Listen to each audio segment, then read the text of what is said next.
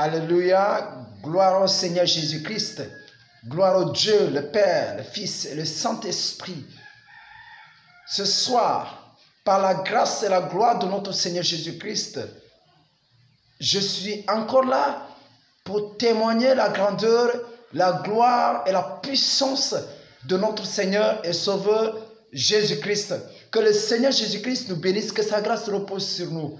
Que le Seigneur Jésus-Christ envoie son esprit, sa puissance pour nous délivrer des œuvres des ténèbres, de tous les pièges de ce siècle présent. Que la grâce, la gloire et la puissance de notre Seigneur Jésus-Christ nous couvrent. Que le Seigneur Jésus-Christ nous couvre de sa miraille de feu. Et que à travers ce témoignage de la parole de notre Seigneur Jésus-Christ, le Saint-Esprit nous saisisse afin qu'il nous détourne de la mauvaise voie, de la tromperie de Satan et suivre la voie droite de Dieu, la voie de la justice, la voie de la vie éternelle de notre Seigneur et Sauveur Jésus-Christ. Que le Dieu Tout-Puissant nous réconforte, qui nous donne la grâce, la gloire, qui nous délivre de ce siècle présent des œuvres de Satan au nom de Jésus-Christ. Que sa bénédiction repose sur nous au nom de Jésus-Christ de Nazareth. Amen. Aujourd'hui, je suis venu pour témoigner des grâces de Jésus-Christ qu'il m'a accordées. Depuis le vendredi 5 juin 2020. Donc, j'ai jugé nécessaire aujourd'hui de témoigner parce que cette révélation va servir les enfants de Dieu qui sont dans la perdition, les enfants de Dieu qui sont en train de douter de la grandeur, de la gloire, de la véracité de la parole de Dieu, de ce que Dieu attend de nous.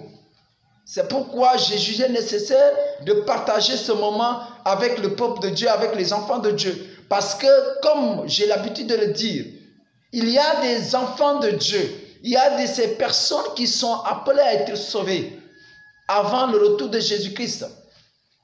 Il y a des enfants de Dieu qui doivent aller rejoindre Jésus-Christ dans son trône, au ciel.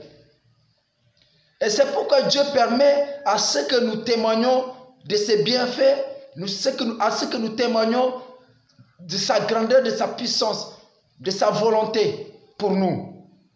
Voilà pourquoi aujourd'hui, je suis encore là pour témoigner vraiment ces moments glorieux que le Seigneur m'a accordé, cette grâce que le Seigneur m'a accordée. Donc, c'était une révélation que j'ai reçue le vendredi 5 juin 2020 entre 3h50 à 3h56. Donc, après une prière habituelle de 3h du matin jusqu'à 4h. Donc, cette révélation, pendant cette révélation, comment est-ce que je l'ai eu? Je priais comme d'habitude.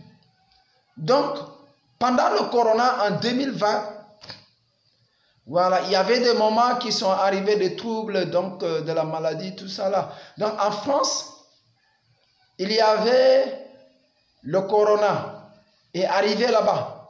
Mais malheureusement, le corona en France, les gens ont dit que le corona est venu par une église. Donc moi, j'ai allumé mon téléphone, je me suis connecté YouTube. Je suis allé dans YouTube, j'ai vu l'église de Mulhouse, du pasteur Samuel Peter Schmidt. Donc, Samuel Peter Schmidt, c'était quelqu'un que j'aimais vraiment parce que, je l'ai connu à travers l'évangéliste Reina Banquet. Donc, vraiment, j'aimais Samuel Peter Schmidt. Vraiment, j'aimais ses prédications, tout ça là. Maintenant, quand j'ai vu sa vidéo sur YouTube, là où il demandait pardon, vraiment, pour tout ce qui s'est passé, pour les gens qui sont morts dans son église, qui sont morts du coronavirus. Et il pleurait. Moi, quand j'ai regardé le pasteur, quand il pleurait, comme il pleurait, ça m'a touché. J'ai pleuré aussi quand j'ai regardé la vidéo. Et ça m'a fait vraiment mal. Parce que les gens ont critiqué même l'église évangélique. ils ont mal dit, ils ont mal témoigné de l'église évangélique.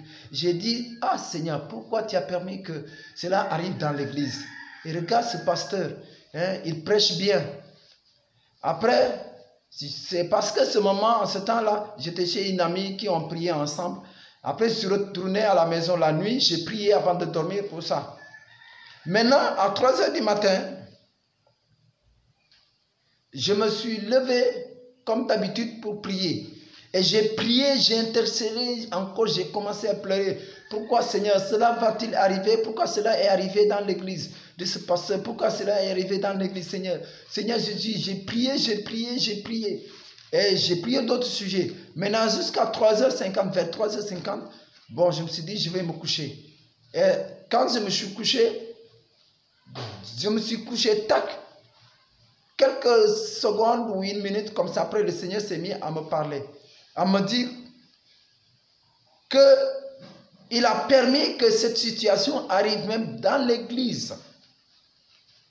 Parce que nous refusions vraiment de comprendre, d'obéir, d'accepter sa parole, son évangile.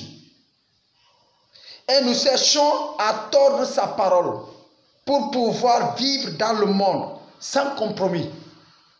Donc, nous refusons d'accepter l'évangile de Jésus-Christ pour bénéficier des biens de ce monde, pour pouvoir bien vivre avec le monde, les matériels du monde, les biens du monde. Même les choses qui ne glorifient pas le nom de notre Seigneur Jésus-Christ, on les porte pour dire, oui, Dieu sanctifie tout. C'est seulement par la prière, on sanctifie tout. Dieu dit que nous connaissons la parole, mais nous refusons d'accepter cette parole. Nous refusons d'obéir à cette parole. Et c'est pourquoi il permet certaines choses d'arriver dans l'église, dans la vie des chrétiens, parce que nous nous refusions. Et c'est de là aussi j'ai compris que Dieu, il est dans sa parole et il ne sortira pas dans sa parole. Ce n'est pas un Dieu qui désobéit, c'est un Dieu qui obéit sa parole. Donc si les enfants de Dieu n'obéissent pas sa parole, Dieu, il n'est pas dedans. Dans tout ce qui va leur arriver, il n'est pas dedans. Après, il continue. Il me dit encore, les pasteurs ne prêchent pas la vérité de ma parole dans l'église pour que mon peuple soit sauvé. Donc les pasteurs ne prêchent pas la parole de Dieu pour que le peuple de Dieu soit sauvé. D'après l'Éternel, ce qu'il m'a dit. Il me dit, mais ils prêchent pour que les fidèles continuent de pécher et de rester dans leur église, pour qu'ils donnent beaucoup de dîmes et d'offrandes. Donc, ils ne prêchent pas la vérité de l'évangile pour que les gens soient sauvés et se convertissent, mais ils leur donnent des évangiles de distraction, des évangiles, des paroles de distraction, des paroles qui vont, des paroles qui vont leur donner d'être content, une fausse joie. Or, l'évangile de Jésus-Christ, c'est cet évangile-là qui frappe le cœur.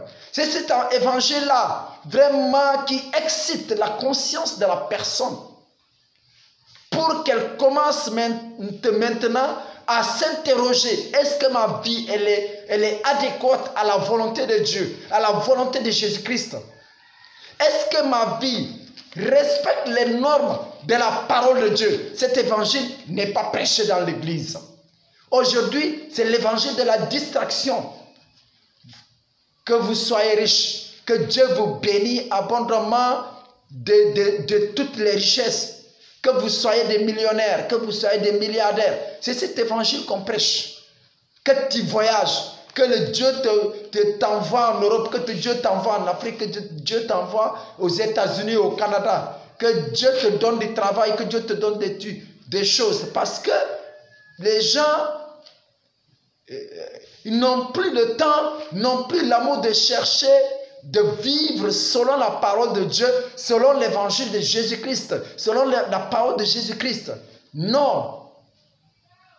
Et les pasteurs, au lieu de ramener les brebis dans le droit chemin, pour leur dire, c'est pas ça qui va vous sauver, c'est pas ça qui va vous amener au ciel, ils les encouragent à être plus distraits.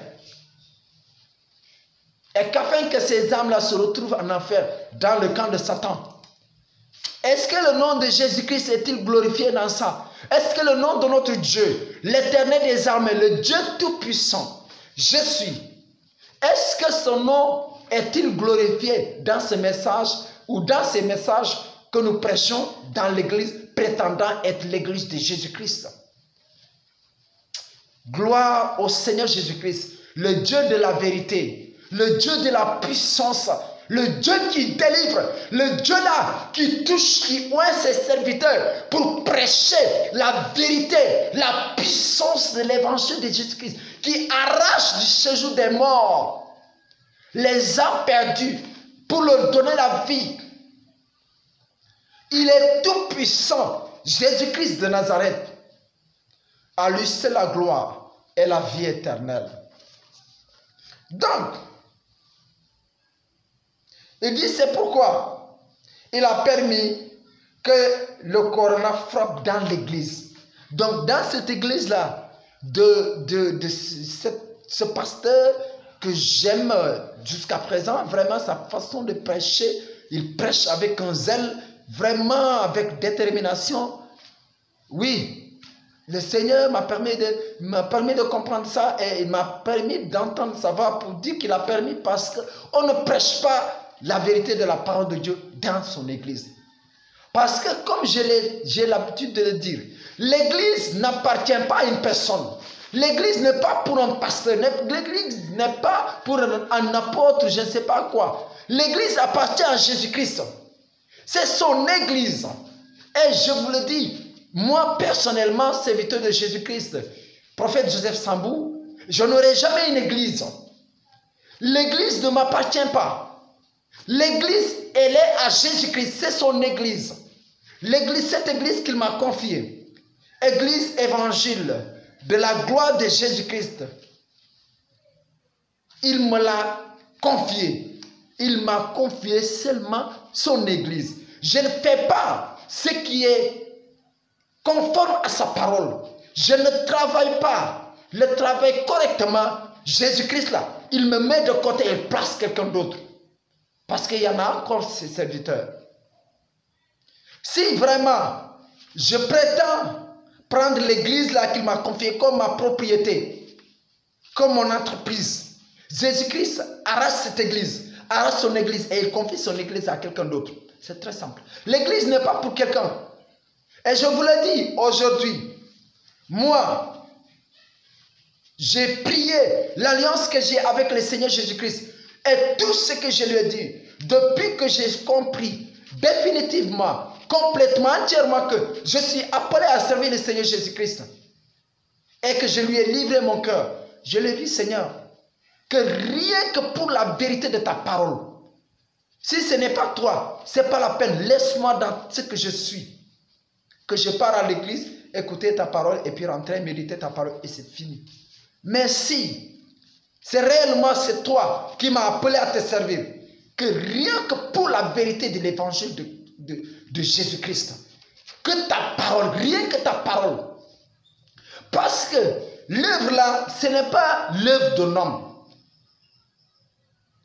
Ça là, l'église n'est pas l'église de quelqu'un, c'est l'église de Jésus-Christ. Et moi je vous dis, je suis un employé de Jésus-Christ. Mon employeur, c'est Jésus-Christ. C'est lui qui m'a employé. Donc, je dois prêcher sa parole. Je dois prêcher rien que sa parole. Pas ma parole, ni la parole de mon père, ni la parole de ma mère. C'est la parole de Jésus-Christ de Nazareth. Celui-là qui est mort sur la croix. Celui-là qui a versé son sang. Pour toi et pour moi. Pour nous. C'est la parole de cet homme-là que je dois prêcher. Ce Dieu-là, c'est sa parole que je dois prêcher. Rien que sa parole. Non pas prendre une partie et laisser l'autre. La parole de Dieu doit être prêchée entièrement, complètement, totalement, carrément, définitivement. On doit la prêcher. On doit prêcher l'évangile. L'évangile qui sauve, l'évangile qui libère, l'évangile qui délivre, l'évangile qui affranchit. C'est cet évangile qu'on doit prêcher. Jésus a tout prêché. Les apôtres ont tout prêché. Quel que soit ce qui leur a coûté, cet évangile. Ce que cet évangile leur a coûté. Ils ont prêché néanmoins. Mais aujourd'hui, on aime trop la distraction. On court après l'argent. On court après la richesse. La gloire de ce monde. Cette gloire-là, Satan même a proposé cela, cette gloire à Jésus. Jésus lui a dit, fais comprendre que ma mission c'était là, c'est pas ça. J'ai laissé quelque chose de plus glorieux que tout ce que tu me proposes. Parce que ta gloire-là, elle est terrestre. Elle est périssable. Mais la gloire, ma gloire, elle est impérissable. Elle est indestructible. Personne ne peut détruire les richesses que j'ai laissées au ciel pour venir pour les brebis, les enfants, l'héritage de l'éternel. Je suis venu pour une mission. Frères et sœurs, toi et moi, nous sommes là pour une mission. Nous sommes en pèlerinage pour rendre gloire au Seigneur Jésus-Christ. La véracité, l'existence, l'existence de Jésus-Christ. Que Jésus-Christ a marché sur cette terre, que nous marchons aujourd'hui. Que Jésus-Christ, il est avec nous jusqu'à aujourd'hui et pour tous les siècles, jusqu'à l'éternité, jusqu'à ce qu'il revienne encore. Il est avec nous tous les jours. Amen. Que le Seigneur Jésus-Christ nous bénisse. Que sa grâce repose sur nous. Alléluia. Donc, quand il a fini, quand le Seigneur Jésus-Christ a fini de me parler, il m'a dit, regarde mon serviteur Paul et va dans le livre de Galates. Ah, ce qui m'a frappé, vraiment après ça, il a dit, regarde mon serviteur Paul. J'ai compris deux choses. La première chose, c'est que Paul s'était donné entièrement pour la parole de Jésus-Christ. Il a dit, regarde mon serviteur Paul. C'est ce que le Seigneur m'a dit dans la révélation. Regarde mon serviteur Paul et va dans le livre de Galates. Quand il m'a dit ça, bon, j'ai voulu dire, ah bon, c'est pas grave, je vais continuer à dormir. Jusqu'à demain matin, je vais vérifier. Après, le Seigneur me troublait. Je n'avais pas l'esprit tranquille, donc il fallait que je me lève. J'ai dit non, j'ai résisté, j'ai dit je vais dormir. Je n'avais pas le sommeil. Après, je me suis levé. À 4 heures, j'ai médité tout le livre de Galates. J'ai lu, je n'ai pas compris ce que le Seigneur voulait me parler. Après cela, le lendemain, le matin, de bonne heure, après m'avoir lavé, baigné tout, j'ai encore lu le livre de Galates. Je n'ai pas compris. J'ai continué toujours à prier, Seigneur, révèle-moi ce que tu veux me montrer par là.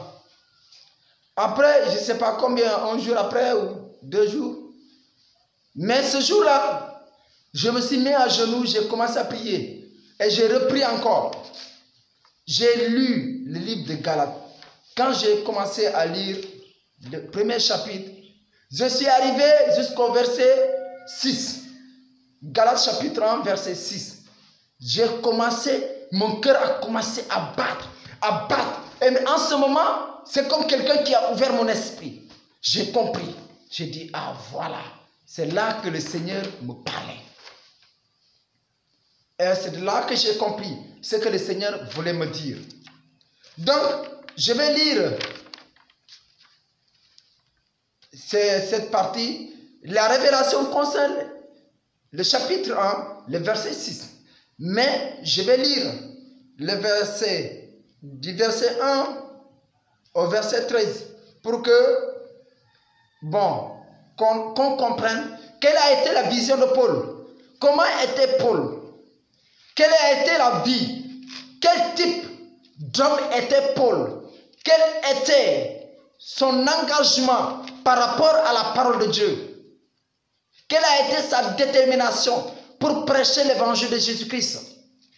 Est-ce qu'il a prêché l'évangile de Jésus-Christ avec nonchalance ou bien avec vérité et puissance, avec dévouement? Gloire au Seigneur Jésus-Christ. Je lis la parole de Dieu. Galates chapitre 1, verset 1. Paul, apôtre, non de la part des hommes, ni par un homme, mais par Jésus-Christ, et Dieu le Père, qui l'a ressuscité des morts, et tous les frères qui sont avec moi aux églises de la Galatie. Que la grâce et la paix vous soient données de la part de Dieu, le Père, et de notre Seigneur Jésus-Christ, qui s'est donné lui-même pour nos péchés, afin de nous arracher du présent siècle mauvais, selon la volonté de notre Dieu et Père. Verset 5. À qui soit la gloire au siècle des siècles. Amen. Verset 6 dit. C'est le verset 6 là qui concernait ma révélation, la révélation que j'ai reçue du Seigneur Jésus-Christ. Le verset dit, je m'étonne que vous vous détourniez si promptement de celui qui vous a appelé par la grâce de Christ pour passer à un autre évangile. Gloire à Jésus-Christ. Paul, l'apôtre Paul, loin de l'Éternel, loin de Jésus-Christ, le serviteur de Jésus-Christ, il s'est dit qu'il s'était étonné de la rapidité que les hommes se sont détournés de la vérité de l'évangile de Jésus-Christ qu'ils ont reçu pour passer à un autre évangile qui n'est pas l'évangile de Jésus-Christ. Oui. Voilà, moi, ça m'était une fois arrivé. Un jour, j'ai prié, j'ai dit, Seigneur, je lis la Bible, je vois l'évangile tel que les apôtres prêchaient, tout ça là. Je me suis mis à pleurer. Seigneur, pourquoi? Pourquoi, Seigneur, aujourd'hui, les gens ne prêchent pas la vérité de l'évangile? Pourquoi les gens ne prêchent pas pour que les fidèles se répandent réellement, sincèrement, qu'ils se détournent de leur mauvaise voie et changent de vie à la gloire de notre Seigneur Jésus-Christ? Et je me suis mis à pleurer. Mais le Seigneur me fait comprendre que, dans la parole, que même les apôtres ont lutté contre ce faux évangile. Que lorsque Paul dit qu'il y a des gens qui sont des faux serviteurs et qui se donnent de fausses doctrines pour renverser l'évangile de Jésus-Christ. C'est de là que j'ai compris que donc le faux évangile là n'a pas daté d'aujourd'hui. C'est depuis l'église des apôtres. Voilà, c'est ça que l'apôtre Paul vient de nous dire. Donc, aujourd'hui, les gens sont passés de la vérité au mensonge pour dire les gens, non, ces histoires de dépouillement, de sainteté, de pureté, tout ça là, de crainte de Dieu, d'obéissance à la parole de Dieu, c'est dépassé. Maintenant quoi? Dieu regarde le cœur. Est-ce que la parole de Dieu a changé? Est-ce que l'évangile a changé? Bon, je vais croire ça, que Dieu regarde seulement le cœur. Lorsque la Bible va changer, lorsque la parole de Dieu va changer, moi personnellement, je vais croire que Dieu regarde le cœur et non pas notre manière de marcher, notre manière de vivre. Et non pas notre habillement. Aujourd'hui, l'homme est méchant, l'homme est faux, il est tout ce qu'il est, sauf enfant de Dieu. Il aime tellement s'attribuer des noms extraordinaires qu'il ne les même pas, qu'il n'est même pas approché à 200 km. Nous sommes hypocrites. Surtout, c'est ces gens qui se disent enfants de Dieu, chrétiens.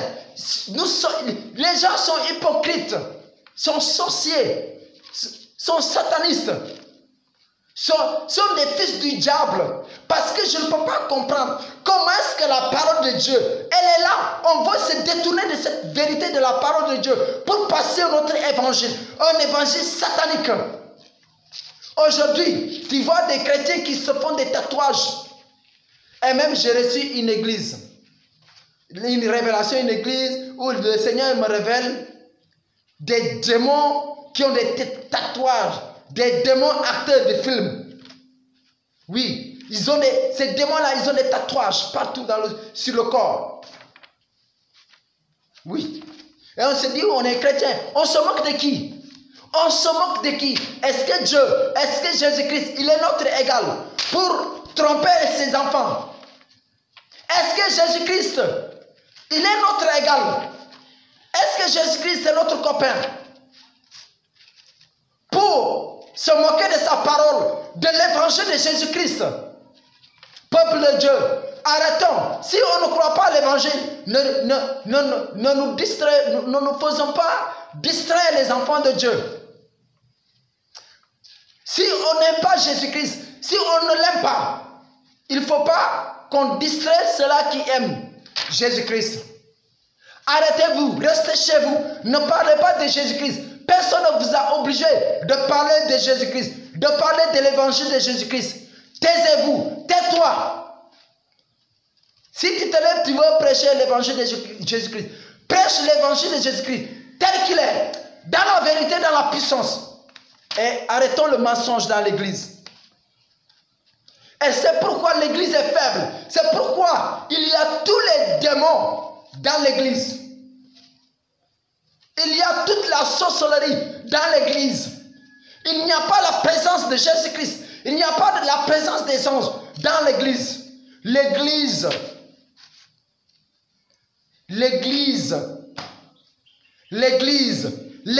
de Jésus-Christ. Jésus-Christ de Nazareth, son église est devenue la pourriture, la poubelle de Satan. Là où Satan, il règne. Là où Satan sème le désordre, la confusion. L'église de Jésus-Christ. Et on se déclare hypocrite, soi-disant enfant de Dieu, serviteur de Jésus-Christ. On se déclare, nous sommes des enfants de la lumière. C'est quelle lumière ça? C'est quelle lumière? C'est un mensonge pur et dur. Je vous l'ai dit, parce que la parole Jésus, moi, je crois, je le connais très bien, Jésus-Christ, je le connais. Parce que tous les jours, je suis avec lui. Tous les jours, il me parle. Tous les jours, je lui parle. Et je lui parlerai jusqu'au jour que je retourne au ciel. C'est tout, parce que c'est pourquoi je suis venu sur la terre. Gloire à Jésus. Et aujourd'hui, quand j'ai accepté de devenir, quand j'ai accepté de le servir, parce que je ne suis pas devenu serviteur de Jésus-Christ. Je l'avais été depuis que je sois, avant que je vienne sur la terre. Il m'a envoyé pour ça. Donc, j'ai reçu ça bien avant que ma maman soit née. Ses parents soient nés. Alléluia. Aujourd'hui, j'ai dit à Jésus, rien que ta parole que je vais prêcher, quelque chose que ça va coûter, je prêcherai la vérité. Gloire à Jésus. Ici à l'église, les gens viennent. Malgré que je leur dis, Jésus n'aime pas ça. Il faut vous dépouiller, il faut vous mettre le voile. Il ne faut pas porter pantalon. Ce n'est pas de Dieu. Il ne faut pas mettre les boucles d'oreilles. Ce n'est pas de Dieu. Les mèches, les greffages. Ne me les mettez pas. Dieu, il est saint. Et il ne sera jamais dans un corps impur. Ouais. Mettez-vous des caca sur vous. Et regardez. Et attendez, si on va s'approcher de vous, tout le monde va vous fuir. Pensez-vous que si vous avez ces choses, Dieu va être en vous? C'est faux, c'est un mensonge. Il n'est pas avec vous. La parole de Dieu elle est très simple et très claire, très précise. Gloire à Jésus-Christ. Donc, j'avance le verset 7 qui dit, non pas qu'il y ait un autre évangile, mais il y a des gens qui vous troublent et qui veulent renverser l'évangile de Christ. Mais, quand nous-mêmes, quand un ange du ciel annoncerait un autre évangile que celui que nous vous avons prêché, qu'il soit anathème. Verset 9. Nous l'avons dit précédemment, et je le répète, à cette heure, si quelqu'un vous annonce un autre évangile que celui que vous avez reçu, qu'il soit anathème. Il a pu, il insiste encore.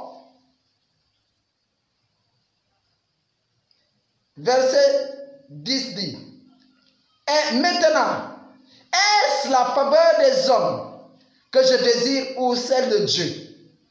Est-ce que je cherche à plaire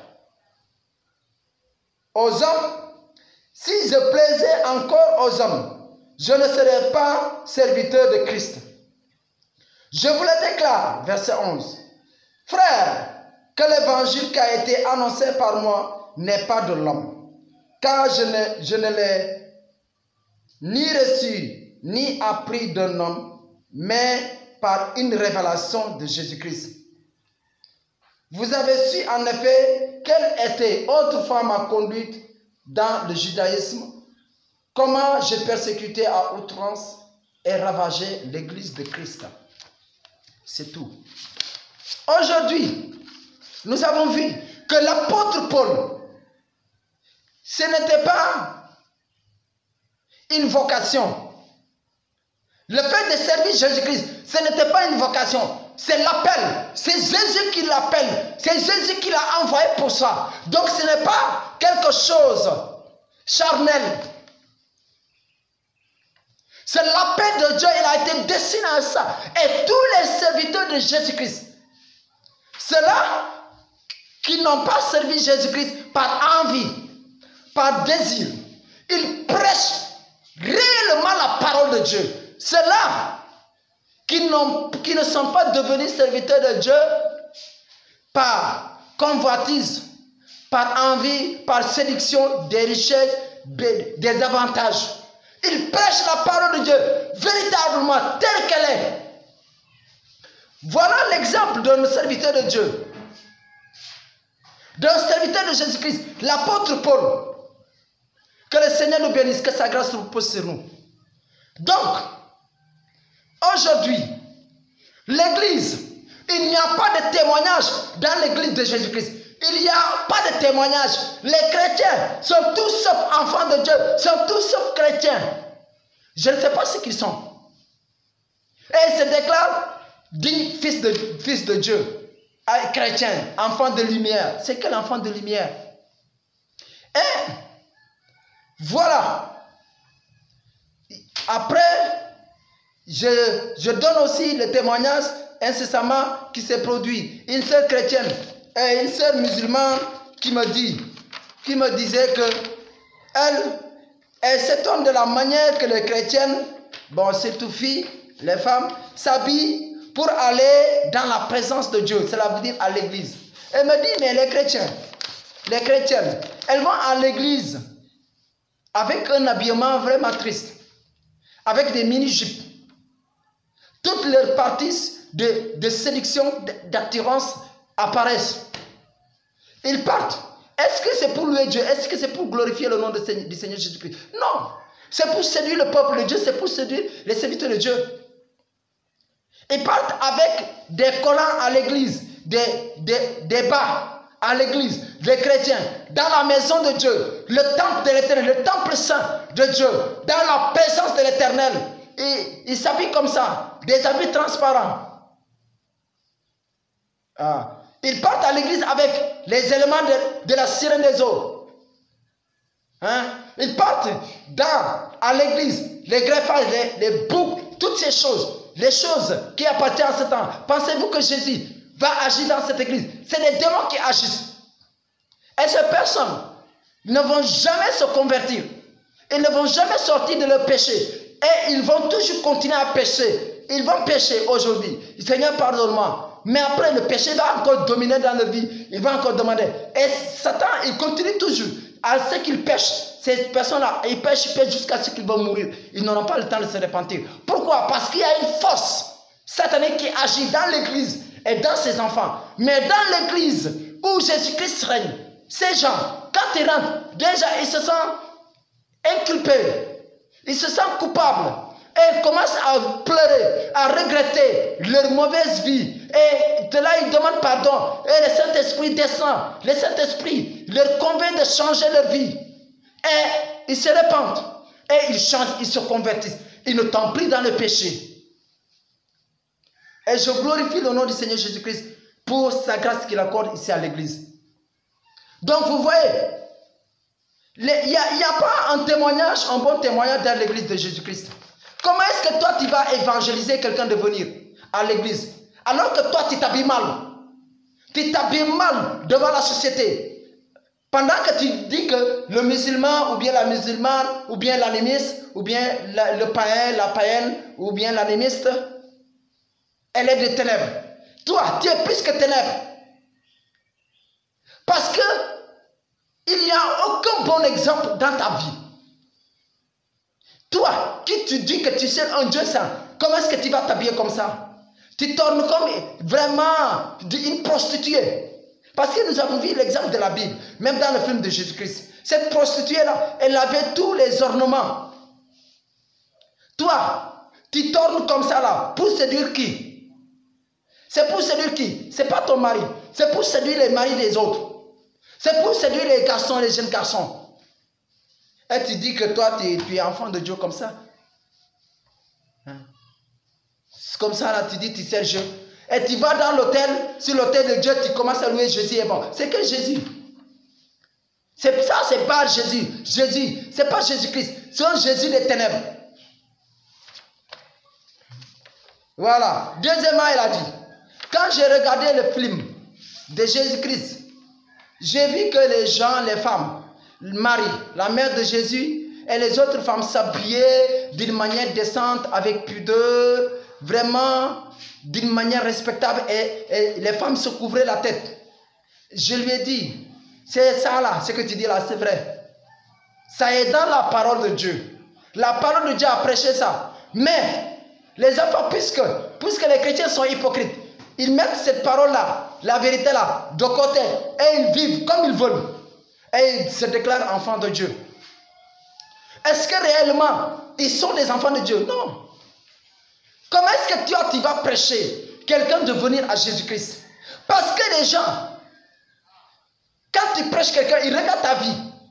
Quand tu dis Jésus est bon, Jésus il est doux, Jésus il est saint, Dieu il est saint, ils regardent ta vie. Est-ce que ce que tu dis là, ça correspond à ta vie? Si il trouve que ça ne correspond pas, tu ne pourras jamais le convaincre. Le Saint-Esprit n'agit pas. Mais il faut qu'il voie sur toi la lumière. Si, par exemple, dans un village, il y a ces sombre, du coup, il y a une lumière. Forcément, les gens vont courir vers cette lumière. Parce qu'il n'y a personne qui veut les ténèbres. Donc, tu évangélises quelqu'un, il ne vient pas. C'est parce que toi-même, tu as un problème. Et si l'église, les gens, à travers le témoignage de notre frère Joseph Gomis, déjà au village, déjà ils ont donné leur vie à Jésus-Christ parce qu'ils ont vu sa vie, la vie alcoolique qu'il avait, la vie d'ivrogne, il volait, tout ça, il a tout arrêté. Quand il est arrivé, les gens ont voulu le faire tomber dans le péché. Il a dit non, ça j'ai abandonné ça. Les gens ils se sont étonnés, ils se sont dit, mais comment est-ce que le gars il a changé? Vraiment Jésus-Christ est puissant. Donc notre vie reflète la gloire de Dieu. Reflète l'évangile de Christ. Tu pourras convaincre quelqu'un que Jésus change la vie. C'est lorsque ta vie a changé. Si ta vie n'a pas changé, tu ne peux jamais convaincre quelqu'un de venir à Jésus-Christ. Et c'est comme ça. Donc il y a même des frères chrétiens qui envoient des autres frères d'autres églises pour venir faire ici, dans l'église évangile de Jésus-Christ, évangile de la gloire de Jésus-Christ, ici, pour faire la délivrance. Parce qu'ils ont vu la vie des gens transformés. Et ils croient en Jésus-Christ et ils le font. Donc, c'est un mensonge de dire que Dieu regarde le cœur. Si ton cœur est sale, c'est que l'extérieur sera sale. C'est tout. C'est tout. Regardez, si on prend une marmite pour cuisiner, on met des caca autour de la marmite.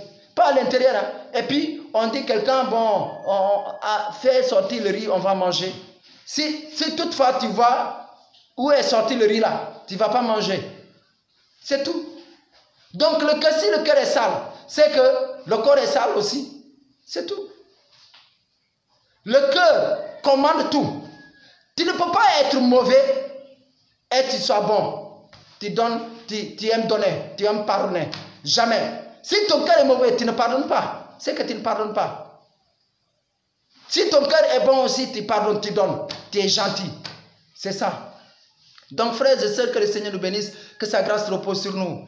Que la gloire et la puissance de notre Seigneur Jésus-Christ se manifestent dans nos vies. Et à travers ce témoignage que Dieu a permis de me faire voir, d'entendre sa parole, parce qu'il sait que ça va participer à l'édification de ses enfants, au changement de voir ses enfants et venir à la vérité. C'est pourquoi il me l'a permis de l'entendre et de partager ça avec vous. Que le Seigneur Jésus-Christ vous bénisse, que sa grâce repose sur vous et que la puissance du Saint-Esprit repose sur vous. À cet instant que vous recevez le témoignage, que le Saint-Esprit vous saisisse, que le Saint-Esprit vous délivre, que le Saint-Esprit annule tout plan de l'ennemi contre vos vies. Que sa grâce et la gloire de notre Seigneur reposent sur vous au nom de Jésus-Christ. À lui c'est la gloire et la puissance du Saint-Esprit. Au nom de Jésus-Christ, gloire à Jésus. Et on reviendra ici pour d'autres témoignages. Amen.